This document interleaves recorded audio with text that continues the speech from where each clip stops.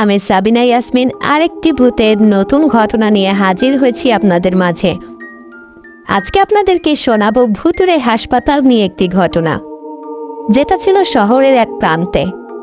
এই হাসপাতালকে স্থানীয় লোকেরা বলে মৃতদের হাসপাতাল, কারণ এক অদ্ভুত ঘটনা ঘটেছিল ওই হাসপাতালে।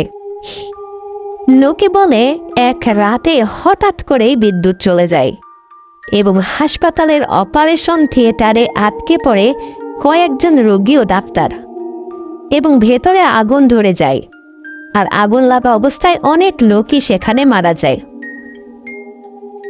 এরপর থেকেই ওই হাসপাতালে অদ্ভুত সব ঘটনা ঘটে। অনেক সময় ধারালো ছুরির বা অস্ত্রের শব্দও শোনা যায়। তো বন্ধুরা, আর বেশি কথা বলবো না, এবার আমি মূল ঘটনায় চলে যাব। শহরের এক প্রান্তে পুরনো একটি হাসপাতাল দাঁড়িয়ে আছে। স্থানীয় লোকেরা একে ডাকে মৃতদের হাসপাতাল, কারণ এখানে অদ্ভুত কিছু ঘটনা ঘটেছিল বহু বছর আগে। কথিত আছে এক রাতে হঠাৎ বিদ্যুৎ চলে গেলে পুরো হাসপাতালের অপারেশন থিয়েটারে আটকে পড়ে কয়েকজন রোগী ও ডাক্তার। ভেতরে আগুন লেগে সবাই মারা যায়।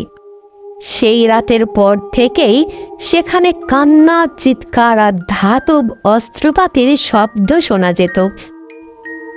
সরকার হাসপাতালটি বন্ধ করে দেয়, গেট তালাবদ্ধ করে রাখা হয়, কিন্তু তারপরও মাঝে মাঝে রাতে দূর থেকে আলো জ্বলতে দেখা যায়।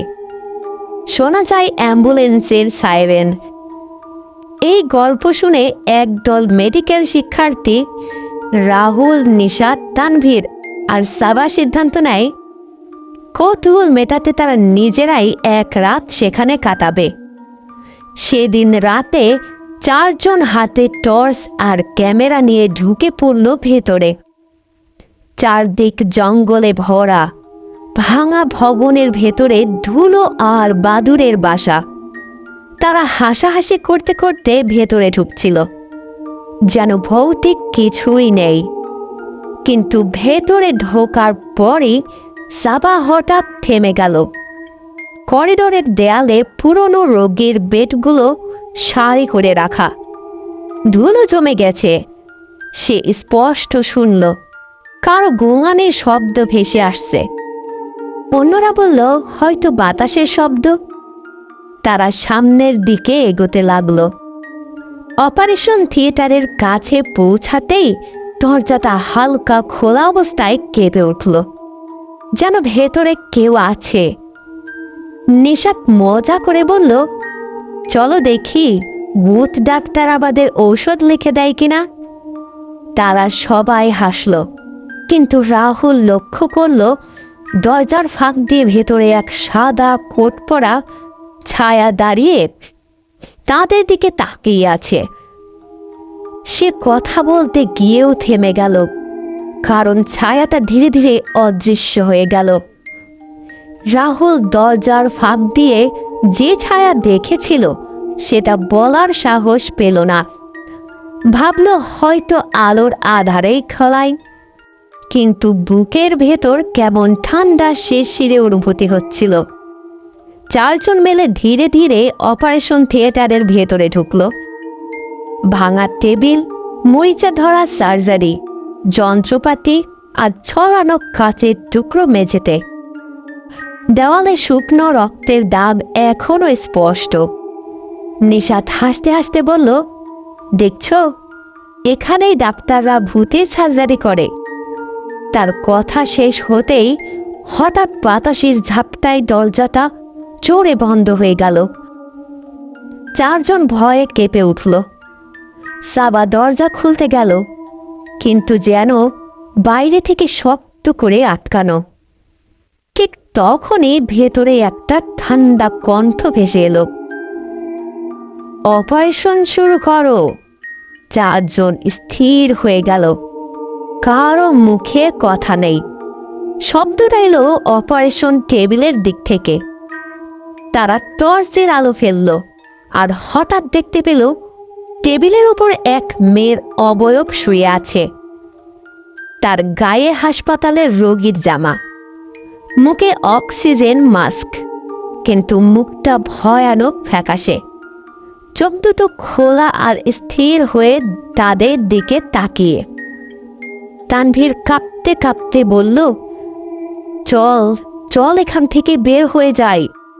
তারা দরজা ঠেলতে লাগলো, কিন্তু কোনো লাভ নেই। এরই মাঝে টেবিলে শোয়া মেয়েটির চোখ থেকে রক্ত ঝরতে শুরু করলো।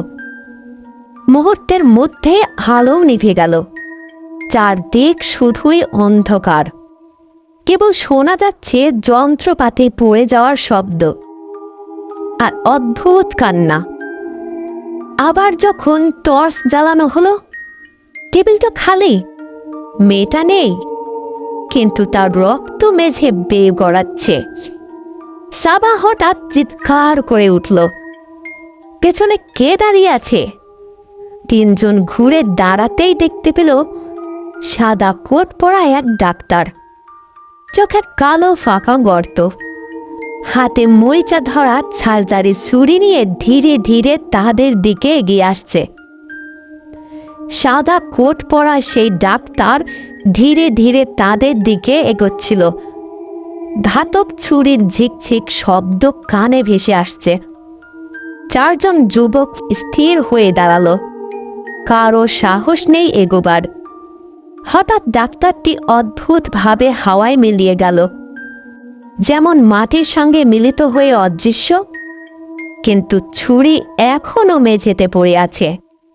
চারজন বুঝল এটা কোনো সাধারণ মানুষ নয়। ভয়ে ঢেউ তাদের কেঁপে দিল। রাহুল কণ্ঠ কাঁপতে কাঁপতে বলল, আমরা এখান থেকে পালাতে হবে। তারা করিডোরের দিকে দৌড়াতে লাগলো। ভাঙা জানালা দিয়ে বাতাস ভেতরে ঢুকছে, ঠান্ডা শিহরণ দিচ্ছে। ঠিক তখনই শেষ দিকে অপারেশন থিয়েটারের কোণে আলো জ্বলে উঠল। চারপাশে দেখা গেল আরও অনেক সাদা কোট পরা ছায়া বসে আছে তাদের দিকে তাকিয়ে। নিশাত কাঁপতে কাঁপতে বলল, এরা সবাই মৃত ডাক্তার। তানভীর দরজা ঠেলতে লাগলো। ভেতর থেকে ভেসে এলো ঝিকঝিক ছুরির শব্দ আর ফিস ফিস শব্দ। ছেড়ে দিও না, এখান থেকে কেউ জীবিত বের হবে না। সাবা হঠাৎ লক্ষ্য করল চারপাশের প্রাচীরের ঘড়িগুলো উল্টো দিকে ঘুরছে। সময় থেমে গেছে। তারা চারপাশে তাকালেই দেখল হাসপাতালের করিডোর অবিরাম প্রসারিত হচ্ছে। প্রত্যেকটা ঘর শেষহীন মনে হচ্ছে। রাহুল তখন হঠাৎ জানালার ধারে দৌড়ালো। বাইরে ঝুঁকে তাকাতেই দেখল হাসপাতালের গেট অনেক দূরে। তারা ঘুমন্ত শহরের দিকে দৌড়ানোর চেষ্টা করলেও করিডোর যেন তাদের সঙ্গে খেলছে। প্রত্যেকবার তারা ফিরে এসে একই অপারেশন থিয়েটারের সামনে এসে পৌঁছাচ্ছে। সাবা চিৎকার করে বলল, এগুলো আমাদের ছাড়বে না, আমরা ফাঁদে পড়েছি। হঠাৎ টর্চের আলো ফিকে হয়ে গেল। চারপাশ সম্পূর্ণ অন্ধকারে ডুবে গেল। কেবল শোনা যাচ্ছিল ধাতব যন্ত্রপাতির চিক ঝিক চিক শব্দ আর ফিস ফিস কণ্ঠ। অন্ধকারে চারজন স্থির হয়ে দাঁড়িয়েছে। চারপাশের ফিস ফিস শব্দ তাদের কানে চিরছে, আর ধাতব যন্ত্রপাতির ঝিকঝিক ভয় বাড়াচ্ছে। কেউ বলতে পারে না কোন দিক দিয়ে পালাবে। হঠাৎ রাহুল টর্চ জ্বালালো। আলো পড়তেই দেখল অপারেশন থিয়েটারের চারপাশে আরো ছায়াময় মুখগুলো ভেসে উঠছে। তারা হাঁটছে, তাদের চোখে আগুন জ্বলছে। নিশাত চিৎকার করে বলল, আমরা কি কখনো বের হতে পারবো? সাবা থামল আর করিডোরের দেয়ালে একটা ফ্রেমে লেখা দেখল, যদি চলে যাও অতীত ভুলে যাবে, কিন্তু এখানে মৃত্যু চিরস্থায়ী। তানভীর অবাক হয়ে বলল, মানে আমরা শুধু মৃত ডাক্তারদের ফাঁদে আটকে আছি? হঠাৎ হঠাৎ খাট, বেড, সার্জারি টেবিল সহ হেলায় হেলায় ধ্বংস হয়ে যাচ্ছে। চারপাশের দেওয়াল যেন তাদের দিকে ধাক্কা দিয়ে ধীরে ধীরে চাপ দিচ্ছে। এক সময় তারা দেখতে পেল এক পুরনো ভাঙা লিফটের দরজা খোলা। রাহুল বলল, লিফট দিয়ে বের হওয়ার চেষ্টা করি। তারা দৌড়ে লিফটের দিকে গেল, কিন্তু লিফটের ভেতরে কোনো বোতাম নেই। হঠাৎ লিফটের দরজা বন্ধ হয়ে গেল। ভেতর থেকে ফিসফিস শব্দ ভেসে এলো, চলবে না, তোমরা আর বাইরে যেতে পারবে না। তানভীর টর্চের আলো দিয়ে দেখলো লিফটের দেয়ালে একের পর এক মৃত রোগী আর ডাক্তার ভেসে উঠছে। তাদের চোখে অদ্ভুত দহন, মুখে চিৎকার। রাহুল কাঁপতে কাঁপতে বলল, আমরা এখানে আটকে গেছি। সাবা হঠাৎ একবার ফিসফিস শব্দের দিকে তাকালো। দেখল এক ছেলে মারা যাওয়া রোগীর ভাসমান ছায়া তার দিকে এগোচ্ছিল, হাত বাড়াচ্ছে।